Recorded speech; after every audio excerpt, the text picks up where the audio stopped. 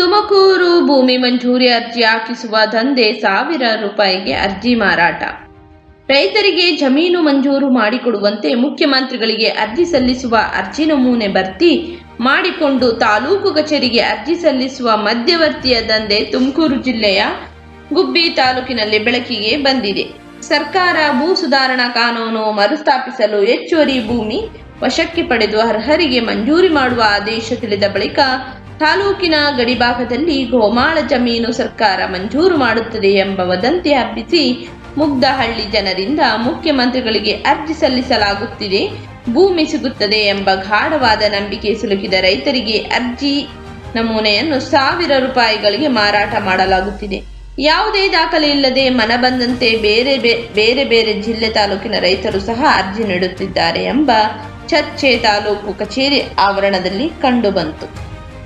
ಕೆಲವು ತಿಂಗಳ ಹಿಂದೆ ಚೇಳೂರು ಮತ್ತು ಹಾಗಲವಾಡಿ ಹೋಬಳಿಯ ರೈತರು ಹೋರಾಟ ನಡೆಸಿ ಭೂಮಿ ನೀಡುವಂತೆ ಮುಖ್ಯಮಂತ್ರಿಗಳಿಗೆ ಅರ್ಜಿ ಸಲ್ಲಿಸುವ ಚಳುವಳಿ ಆರಂಭಿಸಿದ್ದರು.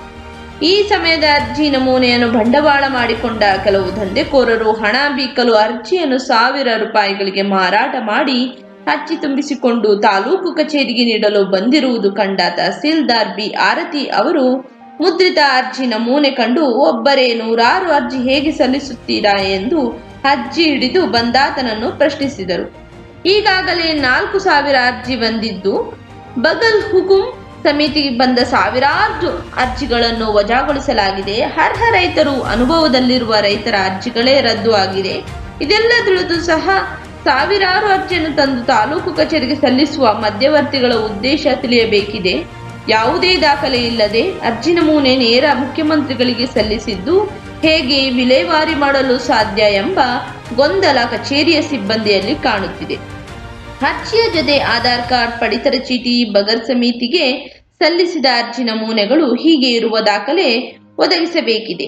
ಫಲಾನುಭವಿಗಳು ಬಂದು ಅವರವರ ಅರ್ಜಿ ಸಲ್ಲಿಸಲಿ ಎಂದು ಸೂಚಿಸಿ ನೂರಾರು ಅರ್ಜಿಯನ್ನು ತಿರಸ್ಕರಿಸಲಾಯಿತು. ತಕ್ಷಣ ಮಧ್ಯವರ್ತಿ ಸ್ಥಳದಿಂದ ಕಾಲ್ಕಿತ್ತ ಘಟನೆ ನಡೆಯಿತು. ಮುಖ್ಯಮಂತ್ರಿಗಳಿಗೆ ಅರ್ಜಿ ಸಲ್ಲಿಸುವ ನಮೂನೆಯನ್ನು ₹1,000 ಮಾರಾಟ ಮಾಡುವ ದಂಧೆ ಹೆಚ್ಚಾಗಿದೆ. ಈ ಬಗ್ಗೆ ದೂರು ಬಂದಿದೆ. ಈಗಾಗಲೇ 5,000 ಅರ್ಜಿಗಳು ಬಂದಿವೆ. ಅಕ್ರಮ ಸಕ್ರಮ ಅರ್ಹರಿಗೆ ಮಾಡಲು ತಿಳಿಸಿದೆ. ಆದರೆ ಬೇರೆ ತಾಲೂಕಿನ ರೈತರ ಅರ್ಜಿ ಸಹ ಇಲ್ಲಿ ಬರುತ್ತಿದೆ.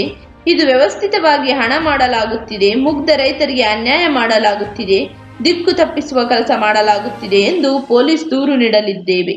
ಈ ದಿನ .comಗೆ ಗುಬ್ಬಿ ತಹಸೀಲ್ದಾರರು ಬಿ. ಆರತಿ ತಿಳಿಸಿದ್ದಾರೆ.